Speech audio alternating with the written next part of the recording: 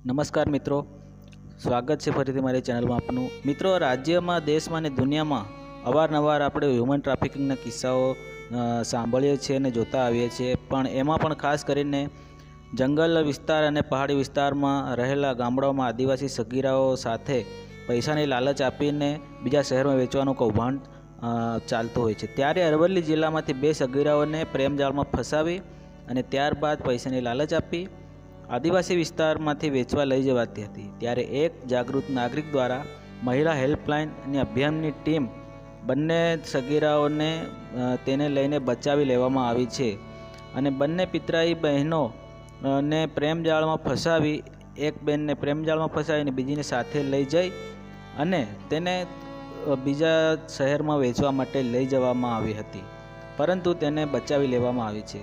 ગુજરાતના અરવલ્લી જિલ્લામાંથી 2 સગીરાઓનું અપહરણ કરી તેને વેચવાનું સુવ્યવસ્થિત કૌભાંડ ચાલતું હોવાનું સામે આવ્યું છે। બંને પિતરાઈ બહેનોને લલચાવીને અમદાવાદ લઈ જવામાં આવી અને ત્યારબાદ અન્ય જિલ્લામાં વેચવા માટે ગીતા મંદિર એસટી બસ સ્ટેન્ડ પાસે એક યુવતીને સોંપવામાં આવી હતી।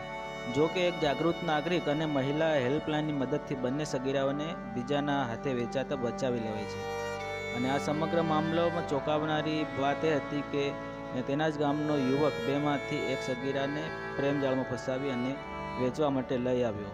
અગાઉ પણ આ બંને સગીરાઓને પૈસાની લાલચ આપી આદિવાસી જિલ્લાના અંતરિયાળ ગામમાંથી ખૂબ જ દયનીય અને ગરીબ પરિસ્થિતિમાં રહેતી આ બંને સગીરાઓને સારી રીતે જીવન જીવવા માટે અને સુખ સુવિધાના સપના દેખાવી અને એને વેચવા માટે લઈ આવ્યો હતો।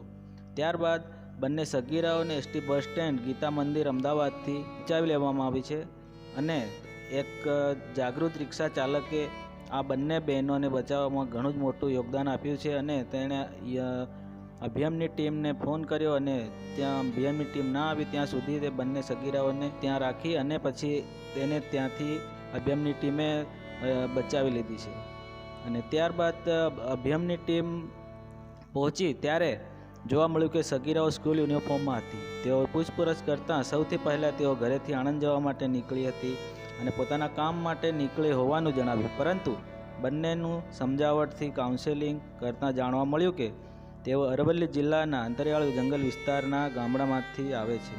બંને પિતરાઈ બહેનો છે અને તેમની ઉંમર 15 અને 16 વર્ષ છે। તેઓ સ્કૂલે જવાનું કહી 2 દિવસથી અરવલ્લી પોતાના ગામથી તેના બોયફ્રેન્ડ સાથે નીકળી આવી હતી અને તેમના મમ્મી પપ્પાને પણ ખબર ન હતી।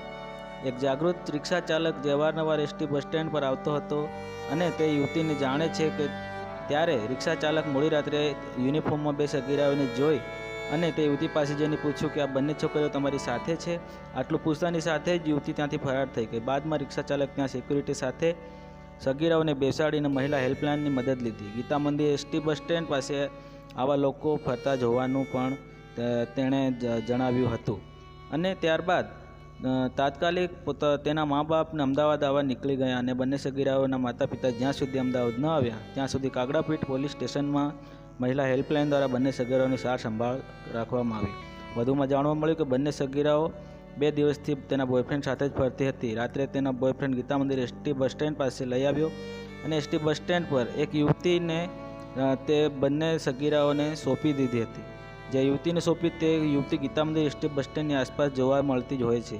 સગીરાનો બોયફ્રેન્ડ તેને આવા ઝૂંપડામાં રહેવાની જગ્યાએ સારા ઘર અને સારા વ્યક્તિઓ સાથે રહેવાની લાલચ આપી તેને લઈ આવ્યો હતો। આ બંને સગીરાઓ તેની સાથે નીકળી અને કાઉન્સિલર શીતલબેન દ્વારા જ્યારે બંને સગીરાઓના બેગની તપાસ કરી ત્યારે તેમાંથી ફોન મળી આવ્યા હતા અને તેના માતા પિતાને ફોન કરીને ત્યાં બોલાવ્યા। તો આ બાબતે હું અમારી આદિવાસી બહેનો અને તમામ બહેનોને એક જ કહેવા માગું છું કે તમે જ્યાં પણ ભણવા જાઓ કે જ્યાં પણ તમે કામ કરવા જાઓ ત્યાં તમારી પોતાની સેફટી જરૂર રાખો।